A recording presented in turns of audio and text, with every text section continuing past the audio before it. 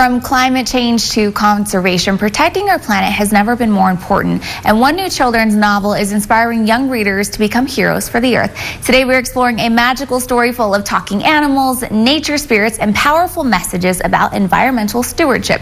Joining us is the author behind it all, Oriane Livingston. She's a published novelist, filmmaker, and former attorney who has turned her passion for nature and storytelling into a powerful call to action for our next generation. Hi, Oriane. Hi, Kate. It's great to have you today. Thank you for having me. Okay, so I would love to hear a quick summary of the Guardians of Earth and what young readers can expect inside the pages. Sure. So it is both a love letter to Earth and a call to protect the environment filled with magical adventures.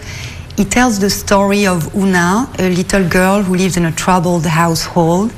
And one night, as she's crying, her flowers starts to speak to her. Oh, wow. And she's swallowed in this alternate dimension where she meets this extraordinarily beautiful woman covered with moss and flowers and animals, who tells the little girl that she's Eterna, the spirit of the planet, and that she needs her help.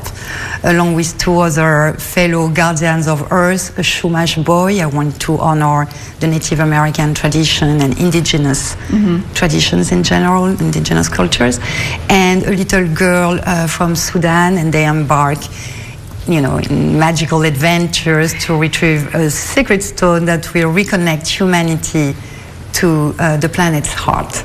I mean, that sounds like something that's going to get our kids' imaginations just rolling with the way that you're describing it. What motivated and inspired you to write the story?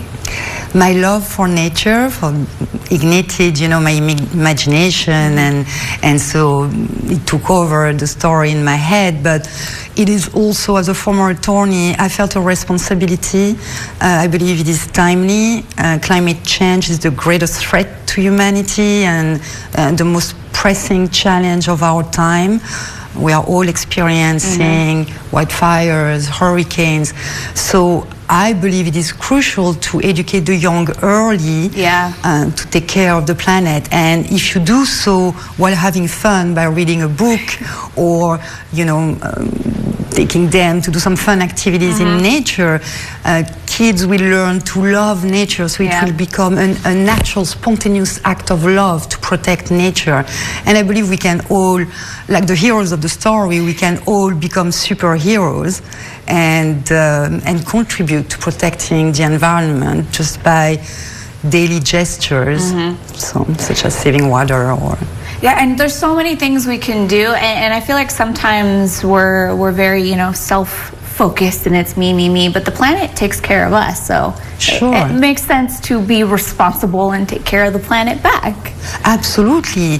It's Mother Nature. There is a reason why we are calling her this way, and all indigenous traditions have always emphasized how it is primordial that we live in harmony with nature.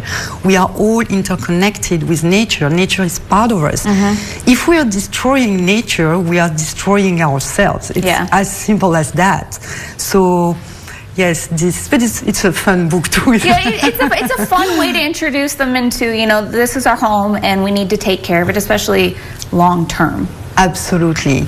And I use the poetry language to honor the beauty of nature. So I hope it's a beautiful message of hope before anything else. Where can our friends at home get your book if they're interested in giving it to their young children or maybe reading it themselves? Sure, thank you. It's available everywhere on Amazon, Barnes & Nobles, and on my website, OrianeLivingston.com. So amazing. And I always like to point this out. If you are looking for Oriane's book and it's not at your favorite bookstore, you can always request them too, because that's how we get your books out there more. Absolutely. Thank you, Kate. Thank you so much for coming in. I cannot wait to dive into this once we get off air.